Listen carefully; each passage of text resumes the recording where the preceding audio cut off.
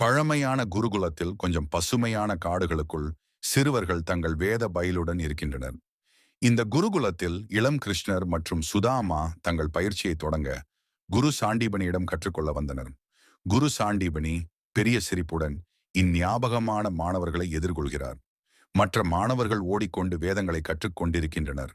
பசுமையான நிலத்தில் கிருஷ்ணரும் சுதாமாவும் வேதங்களை எழுதிக்கொண்டு குரு சாண்டீபனியின் மேலான அறிவை மகிழ்ச்சியுடன் அனுபவிக்கின்றனர். அவர்கள் தண்ணீர் எடுத்துச் செல்லும் போது நண்பர்களாகவும் உதவிகரர்களாகவும் இருக்கின்றனர். குரு சாண்டீபனி இவர்களை கற்றுக் கொடுக்கும் போது அவர்களின் நட்பும் பசுமையும் வளர்ந்து வருகிறது. ஆகவே பின்பற்றும் நாளில் கிருஷ்ணரும் சுதாமாவும் குருவிடம் வணங்கிக் கொண்டு பிரிந்து செல்ல நேரிடுகிறது. சுதாமாவின் கண்களில் கண்ணீர் சிந்துகிறது. ஏனெனில் குரு சாண்டீபனியை பிரிந்து செல்லும் போக்கு அவருக்கு கடுமையாக உணரப்படுகிறது. குரு சாண்டீபனி மனம் பூர்வமாக அவரை ஆசீர்வதிக்கிறார். அந்த நேரம் துன்பமும் தாராளமும் குழப்பமாக இருக்கின்றன.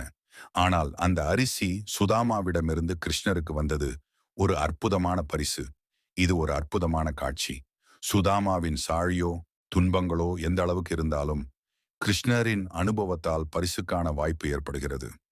இருவரின் அழகான குவியலான குழந்தை நேசம் இந்த தருணத்தை சற்று நிழலாக மாறச் செய்கின்றது. கிருஷ்ணர் சுதாமாவுக்கு ஆசீர்வாதம் அளிக்கிறார். அவனின் மனம் நெகிழ்ந்திருக்கும் அந்த நேரத்தில் நிதானமாக மாறிய சுதாமா தனது குடிசைக்கு சென்றபோது அதை பார்த்து அசந்து விடுகிறான். அந்த இடம் ஒரு அரண்மனையாக மாறியிருக்கும் போது அவரது கண்களில் உள்ள மகிழ்ச்சியும் பரிசுக்கும் உறுதியாக வரவேற்கின்றது.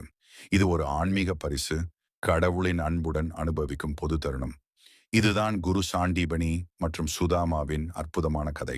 இந்த வீடியோ உங்களுக்கு பிடிச்சிருந்தா லைக் பண்ணுங்க, ஷேர் பண்ணுங்க, கமெண்ட் பண்ணுங்க, மறக்காம சப்ஸ்கிரைப் பண்ணுங்க.